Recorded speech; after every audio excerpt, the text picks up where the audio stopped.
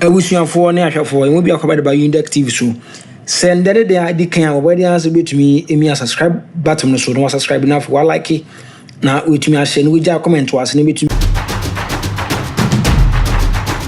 You know, it's your boy Captain to the Planet. I'm here to talk to you about Undeck TV.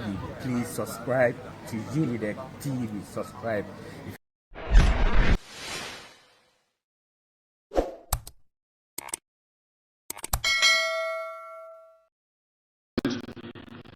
Your Ladyship, the Chief Justice, Your Excellency, Chairman of the Council of State and members of the Council of State, Your Excellency, President John Adekum Kufuor, former President of the Republic of Ghana, Your Excellency, Your Excellency President Nana Addo Dankwa Akufo-Addo, former President of the Republic of Ghana, and our special guest, Your Excellency President Jakaya Kikwete, former President of the United Republic of Tanzania, Ministers of State, Honorable Members of Parliament, Nime, Name, our traditional rulers, religious leaders, our service chiefs, our troops, school children, distinguished guests, ladies and gentlemen, friends of the media, and good people of Ghana. I wish you all a happy independence anniversary. 10 years ago, during the 58th independence anniversary, we implemented reforms to the annual Independence Day parade. This reform eased the burden of thousands of school children who marched, sparing them from hours of standing in the scorching sun. They formed up on the parade ground only when it was time for their march past and presidential acknowledgement. A few years ago, the previous administration also implemented reforms, deciding to rotate the hosting of Independence Day celebrations among the regions of our country. This initiative was intended to bring the celebration closer to all our people. Unfortunately, this year we're constrained not only to interrupt the celebrations rotation amongst the regions, but also to hold it on a scaled-down version here at the forecourt of the presidency instead of the traditional Black Star Square. This is necessary considering the economic crisis our nation is currently experiencing.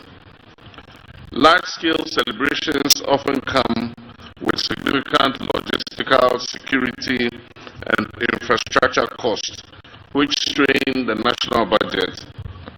By reducing the scale of the event, we wish to demonstrate a commitment to fiscal responsibility and the efficient use of our limited resources. Fiscal prudence has become imperative for navigating the severe economic crisis that has recently confronted our country. The state spent 15 million Ghana cedis on last year's celebration in Koforidua and spent 13.7 million cedis on the previous year's celebration in Ho in the Volta region. This year, we received estimates of at least 20 million Ghana cedis for holding the event at the Independence Square on the same scale as the previous years. In a year when we are calling on all to sacrifice, including workers who have graciously accepted a base pay adjustment far below the rate of inflation, it is unconscionable to spend that kind of money on a few hours of celebration. Today's event would save us 95% of the estimated cost of the event.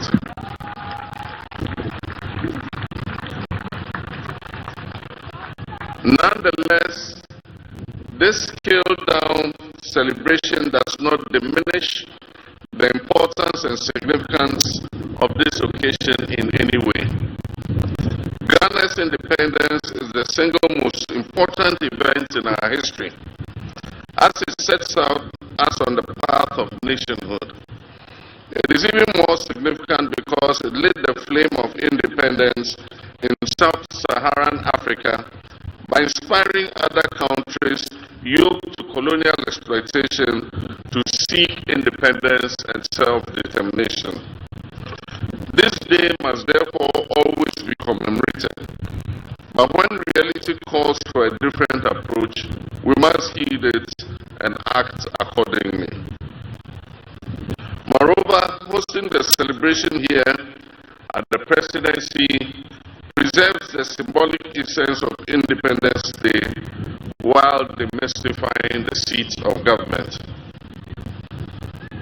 Fellow compatriots, Independence Day celebrations serve as an opportunity for us to remember our nation's struggle for freedom and to honor the sacrifices of our forebears who led that struggle for self-rule. It reinforces our national identity, our unity and patriotism, while offering a moment for reflection on our progress and the challenges ahead. It presents an opportunity for us to recount our history, while picking the lessons it teaches and thereby forging a new path for progress and development. Osajifo Dr. Kwame Nkrumah, the founder of our nation, envisioned an industrialized, self-reliant Ghana, whose citizens have the highest standard of economic life and the greatest sense of self-esteem rooted in patriotism and Pan-African unity.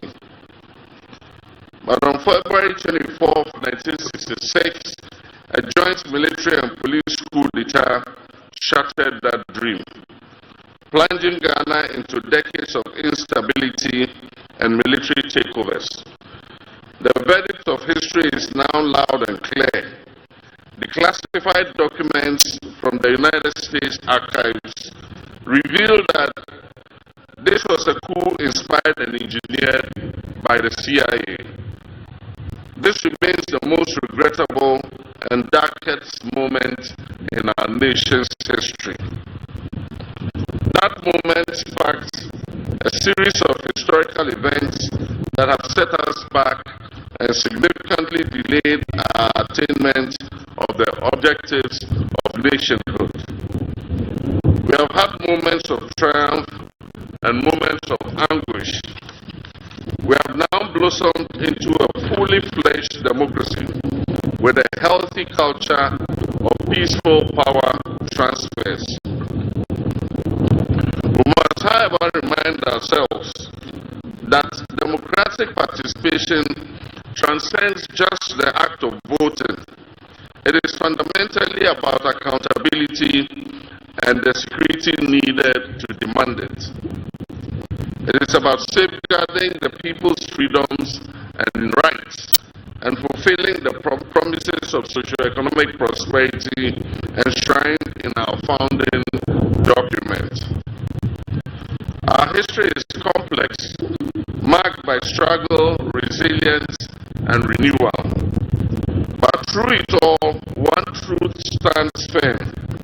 The unbreakable will of the Ghanaian people has ensured that no matter the twists and turns, our democratic spirit endures and our destiny remains in our own hands. While we reflect on our journey, we must also review our standing today. We must assess our economic outlook, education, and human resource development, natural resource management, national security, and our governance arrangements. It is essential for us to conduct a thorough review of our healthcare system, agriculture and food security, infrastructure and urban development, and the role of science science, technology, and innovation. In this era of green transition, we must recognize our unique circumstance, that is a nation rich in natural resources, yet vulnerable to climate change, and we must chart a path that balances sustainability with economic growth. 18 years ago, as we marked our Golden Jubilee, 50 years of independence, we celebrated offshore gas and oil and gas discovery. It was a moment of great optimism, promising a new era of economic transformation and attracting significant investments into Ghana's petroleum sector. However, in recent years, poor choices have stunted our prospects and left us reeling from serious challenges. This stark reality, far from dampening our spirits, must spur us on to strive for rapid development. For if our forebears, armed with far less, did not permit their backs to be broken by a repressive and exploitative colonial administration representing an imperial power, how can we, their progenies, armed with far more, despair in the face of these challenges? Rather than perpetually decrying our failures, every anniversary of our independence must present an opportunity for us to account for the legacy we are building for our next generation. We of this generation are merely custodians of this country and resources. They are entrusted to us to manage them wisely today for the generation of tomorrow. These independence anniversaries must therefore be a moment of reflection, not on what we have done for ourselves, but on how well we have stewarded national assets for those we will hand them over to in the future. Our story cannot be one of missed opportunities. It must be one of continued efforts to achieve far more than we can boast of now. Posterity will not accept our failures or take them kindly. As President, I'm committed to providing the bold leadership and the clarity of vision that is needed to navigate the turbulent economic waters we are sailing in currently, while safeguarding our future. Discussions about our independence often highlight our reliance on imports, on donor aid, and IMF bailouts as signs of continued dependence. This reminder is repeated so often that while undeniably real, it risks becoming a cliché. Yet the entire efficacy of this reminder lies not in just repeating it, but in our willingness to take decisive action. Actions that will break the chain of dependency, not just the empty rhetoric of an Africa that is beyond aid. Proclaiming self-reliance while marching straight back to the donors, into the hands of the donor agencies, begging bowl in hand, is really meaningless. To break this cycle of dependence and reset our economy, my administration is formulating policies based on fiscal discipline and living within our means.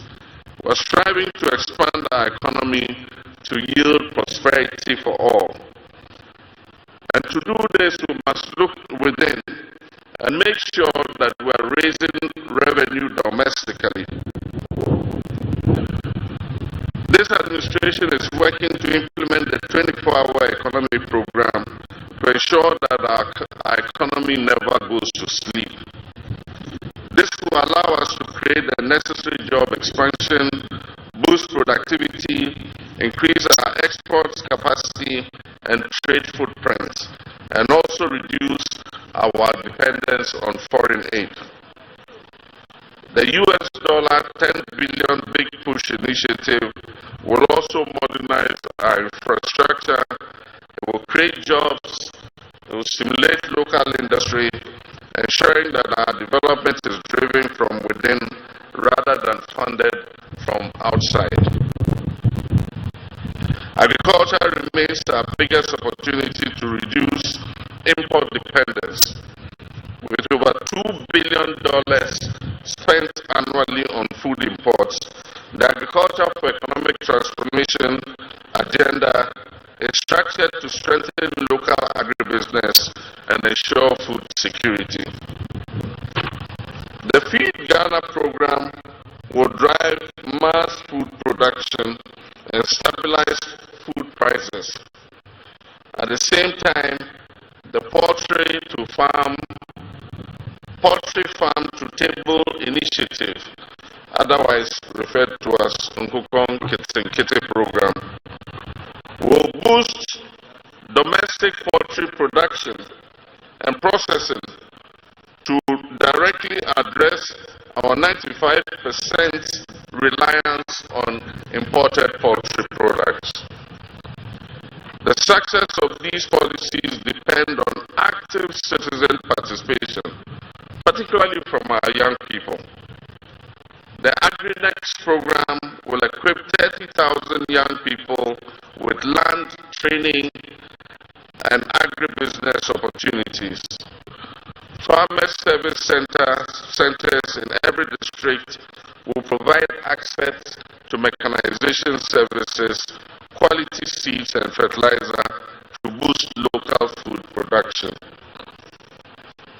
My brothers and sisters, this is a defining moment, but policies alone, no matter how well couched and no matter how well intentioned, will not change our reality.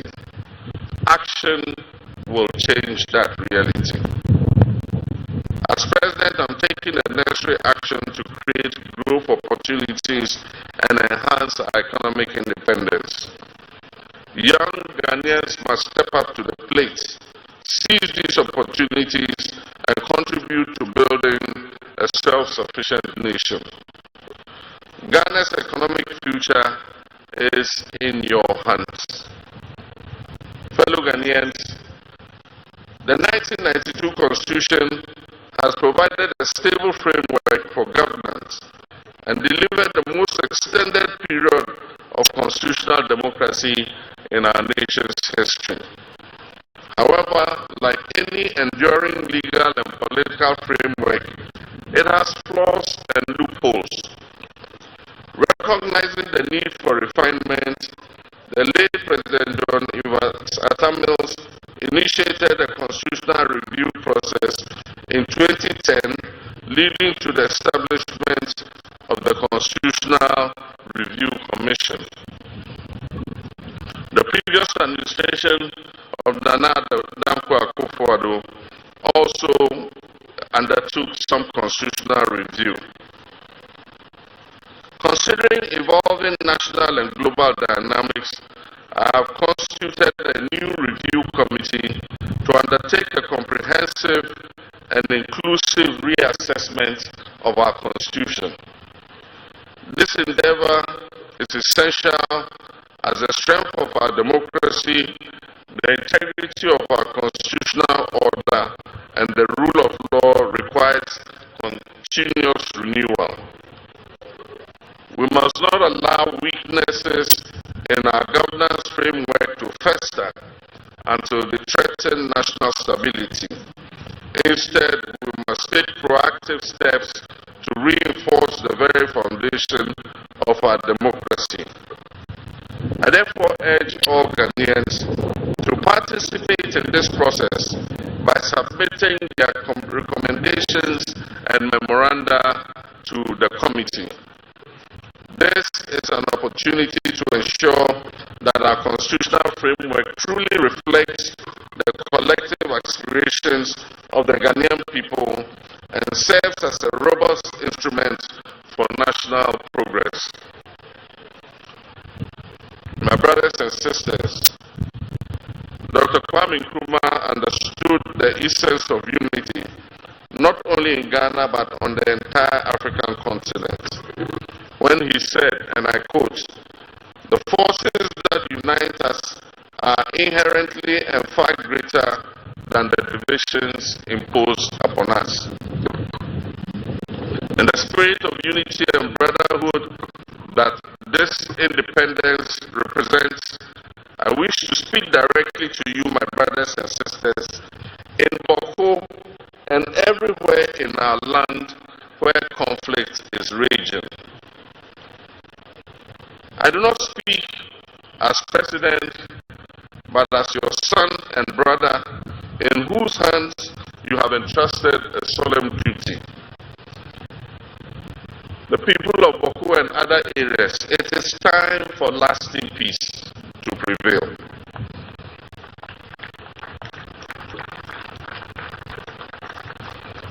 Our children deserve to inherit a peaceful land where their dreams are nurtured, not where their nightmares are relived. They deserve to inherit a land where our markets are bustling with trade, not tension and conflict. They deserve to inherit schools that echo with learning and not melancholy. Let us not be swayed by division, mistrust, and the weight of past injuries. Let us give renewal of friendship a chance. Let us give peace a chance. This is not an invitation to simply forget the past. Far from it. It is an invitation to live above it. Fellow countrymen and women, 2 years from now, our dear nation Ghana will celebrate its 70th anniversary of independence. This is our moment in history. We have endured trials, we faced challenges, and carried the burden of our struggles, but we have never given up. Through every storm and shadow, we have kept the flame of hope alive. And now, at this critical juncture, we must rise with courage, determination, and unwavering belief that a brighter future is just within our grasp. Let us reflect on the great movements that have transformed the world, the movements that have liberated us from the bonds of colonialism, and the voices that shaped our path to democratic rule. Before these, people thought it was impossible. It is not impossible for us to create a better life for our people. It was ordinary people, workers, dreamers, farmers, students, the young and the old, who refused to accept the way things were. They marched, they spoke out, they struggled, and eventually they prevailed. From African liberation movements to the fight for civil rights, from the pursuit of democracy to the battle against poverty and inequality, one lesson stands clear. When people unite with a common purpose, nothing can stand in their way. As I said before Parliament, we shall live the dreams of our forebears in our lifetime. This is not just a promise, it is a call to action. Let this be our mission to rise above fear, to silence the voices of doubt, and to harness the strength within us to create a future that is fair, that is prosperous, and that is inclusive. Let us move forward together side by side, knowing that every sacrifice we make today will prepare the way for generations yet to come. I thank you very much, my fellow countrymen and women, and I wish you all a happy Independence Day. Your Excellencies, distinguished guests, ladies and gentlemen, that was the 68th Independence Anniversary Address by the President and Commander-in-Chief of the Ghana Armed Forces. Shall we please give him a round of applause?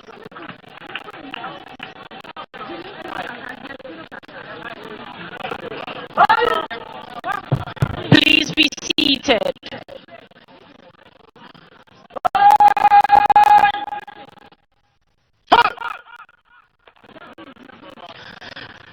Distinguished guests, ladies and gentlemen, the parade commander will now invite the forces sergeant major, chief.